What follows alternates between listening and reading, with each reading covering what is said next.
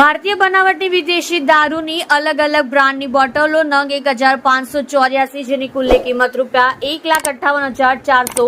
તથા એક્ટિવા મોપેડની કિંમત ₹50,000 જે તમામ મુદ્દામાલની કિંમત ₹2,08,400 ના મત્તાના પ્રોહીનો ગણનાપાત્ર કેસ શોધી કાઢતી ઉધના સર્વેલન્સ ટીમ પોલીસ સ્ટેશનના police inspector Shri S N Desai તથા second police inspector Shri VB Gohil તથા surveillance police sub inspector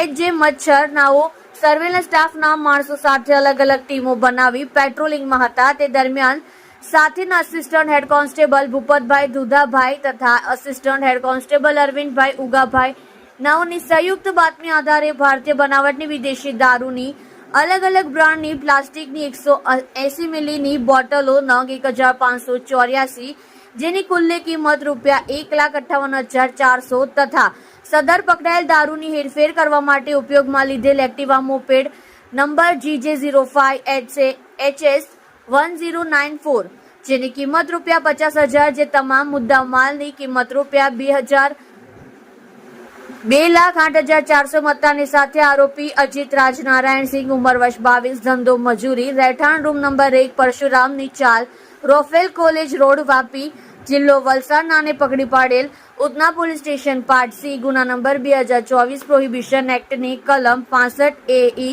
116 B 8198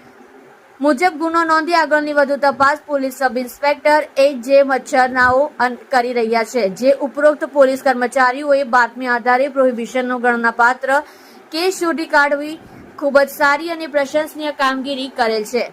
તમે જોઈ રહ્યા છો live India Today news channel reporter Manojbhai સાથે કેમેરામેન રમેશભાઈ જયસ્વાલની સાથે।